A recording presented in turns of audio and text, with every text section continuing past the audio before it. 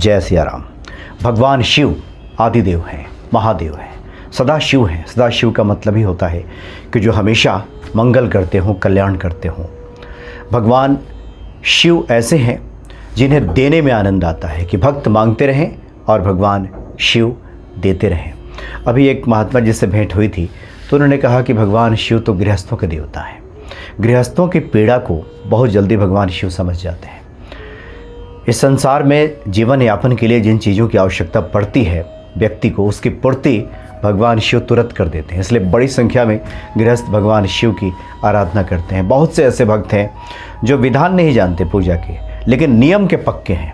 एक उन्होंने नियम बना लिया है कि जाएंगे मंदिर तो भगवान शिव का जलाभिषेक करेंगे, दर्शन जरूर करेंगे, और इसका प्रतिफल ये होता है कि भगवान शिव कभी निराश नहीं करते और भक्तों को सब दे डालते हैं।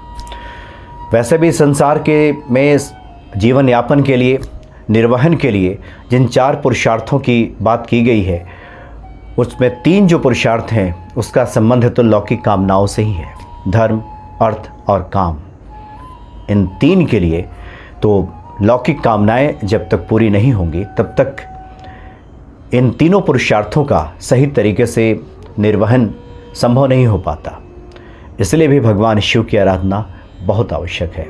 भगवान शिव का एक महा उपाय है, लेकिन उसके पहले जानना जरूरी है कि भगवान शिव सदाशिव क्यों हैं, सदाशिव क्यों कहे गए। एक कथा आती है कि भगवान शिव के एक बहुत बड़े भक्त थे, वो गायक थे। भगवान शिव की आराधना करते थे, भगवान शिव के पदों को गाया करते थे, मंदिर जाते थे, जलाभिषेक नहीं करते थे, लेकिन बाहर से ही प्रणाम करके लौट आते थे। लेकिन उनके जो आराधना का रूप था वो गायन था। भगवान शिव को गा करके रिझाते थे। और एक राजा के यहाँ राजकवि थे जिसकी बदौलत उन्हें तमाम प्रतिष्ठाएं मिली हुई थीं और जीवन में किसी प्रकार की कोई कमी नहीं थी। राजा की तरफ से भी भरपूर उनको हीरे जवाहिरात मिलते थे और जीवन आनंद में बीत रहा था। लेकिन जैसा कि संसार का स्वभाव है, बहुत सारे लोग उनसे ईर्ष्या रखने लगे, उनको नीचा दिखाने की ताक में रहने लगे।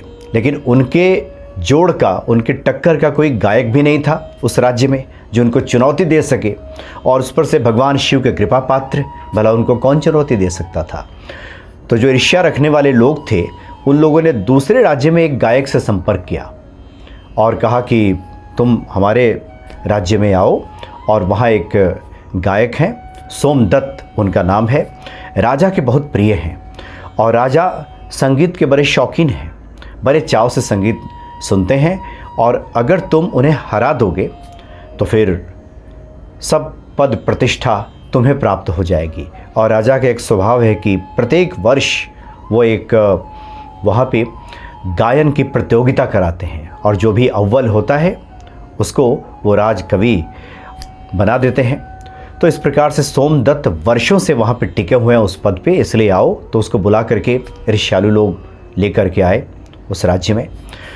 और जो व्यक्ति दूसरे राज्य से आया था वो भी बहुत अच्छा गायक था, बहुत सुरीले स्वर में वो गाता था। तो ये बातें सोमदत्त तक पहुँची कि एक व्यक्ति आया है जिसको ईर्ष्या रखने वाले लोगों ने बुलाया है।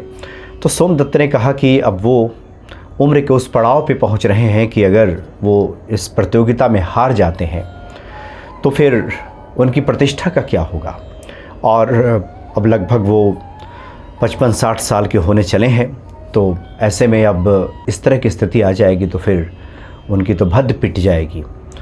बड़े परेशान हुए, भगवान शिव के मंदिर में पहुँचे और भगवान शिव की आराधना करने लगे। वहाँ पे भगवान शिव का पद गाने लगे और वहीं उन्होंने भगवान शिव से कहा कि मेरी लाज अब आपके हाथ में है, आप मेरी लाज रख लीजिए। और ऐसा कह कर के वो आ गए।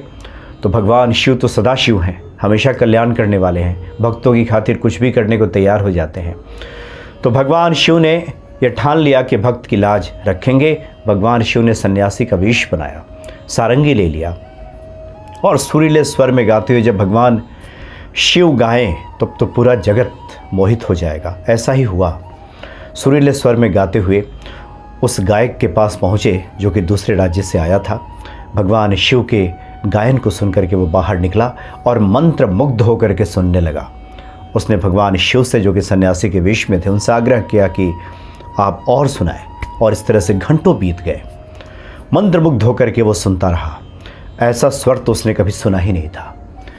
जब भगवान शिव गाकर चुप हुए तो उस गायक ने पूछा कि आपके गुरु कौन है, जो इतना बढ़िया आप गा रहे हैं, आपको सिखाया किसने है?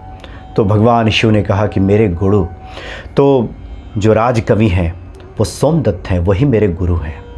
और ऐसा कह करके सन्यासी वेश में भगवान शिव जो आए थे वहाँ से उठ करके चले गए। उसके बाद दूसरे राज्य का जो गायक आया था उसको चिंता सताने लगी। उसे लगा कि अभी इतना बढ़िया गायन जिस व्यक्ति ने किया है, ये इतना अच्छा गा रहे हैं, तो फिर इनके गुरु कितना अच्छा गाते होंगे। उसके मन में बड़ी ग्लानि हुई, वो चिंता से भर गया।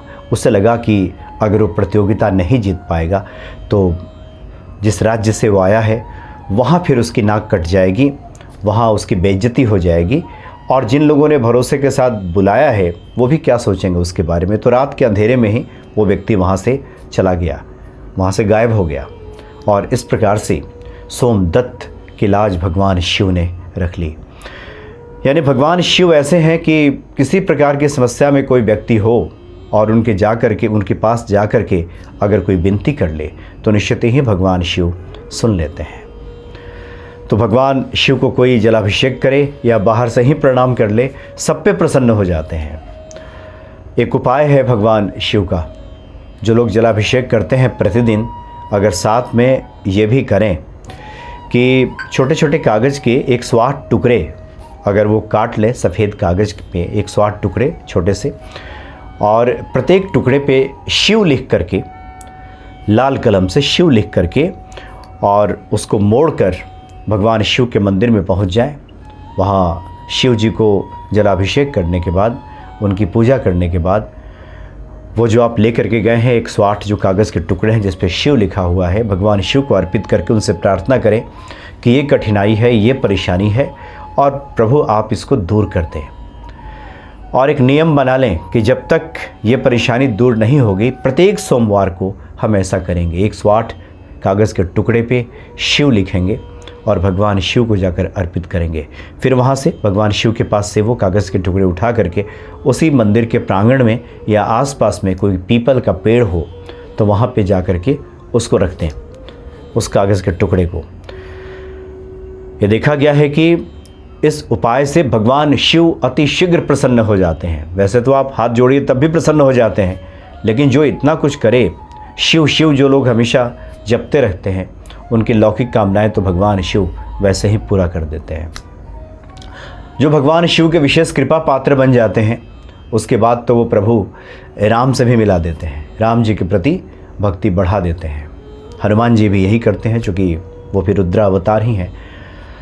शिव जी की आराधना का जो आखिरी परिणति है, प्रतिफल है, वो राम से मिलन ही है, वो राम से मिला देते हैं।